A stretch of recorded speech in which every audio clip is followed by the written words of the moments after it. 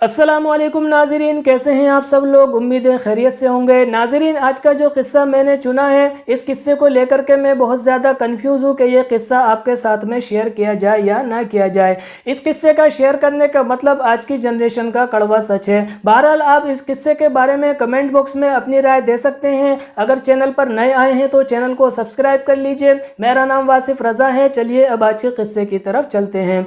ज़ैद की शादी की तैयारियाँ काफ़ी ज़ोरों शोर से और काफ़ी दिन पहले से चल रही थी। घर का हर छोटा बड़ा फर्द शादी की तैयारियों में लगा हुआ था।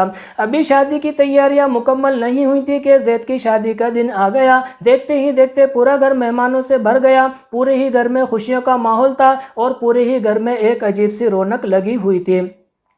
बहरहाल ज़ैद की शादी धूमधाम से मनाई जाने लगी। ज़ैद की बारात धूमधाम से निकली और ज़ैद के घर वाले और ज़ैद शाम को अपनी दुल्हन को रुखसत करके अपने घर ले आए। सारी रस्में अदा करने के बाद में ज़ैद की दुल्हन को ज़ैद के कमरे में पहुंचा दिया गया। थोड़ी ही देर के बाद में ज़ैद भी अपने कमरे में चला गया।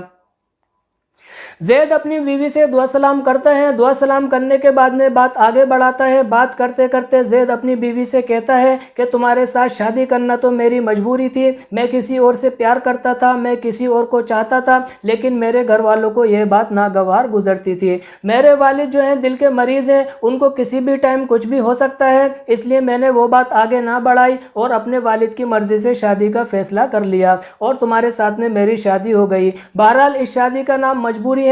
मैं तुम्हें वो खुशियां तो नहीं दे सकता जो मैं खुशियां उसको देने वाला था।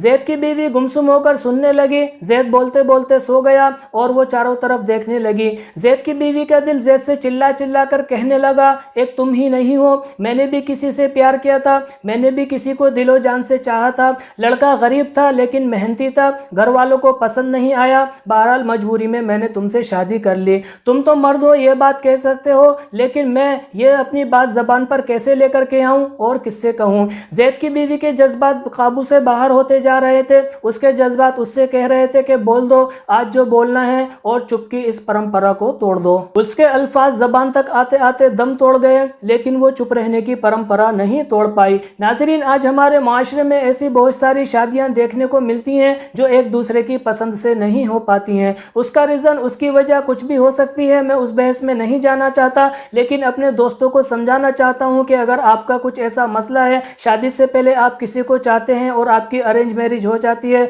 तो खुदारा उसको शादी से पहले ही ख़त्म कर दीजिए। शादी के बाद में अपनी ज़बान पर मत लाइए, किसी के जज्बात से मत खेलिए, किसी की ज़िंदगी ख़राब मत करिए। आप तो मर्द हैं, आप किसी से भी अपनी बात शेयर कर सकते हैं, लेकिन उस लड़की का सोचिए जो अपने जज्बातों को अपने आंसुओं में बहा देती है। याद रखिए, शादी उसी से होगी जो आपके नसीब में लिखा हुआ है। नाज़रीन, अगर किस्सा अच्छा लगा हो तो अपने दोस्तों के साथ में ज़रूर शेयर कीजिए। अपनी दुआओं में याद रखिए। अल्लाह हाफिज़।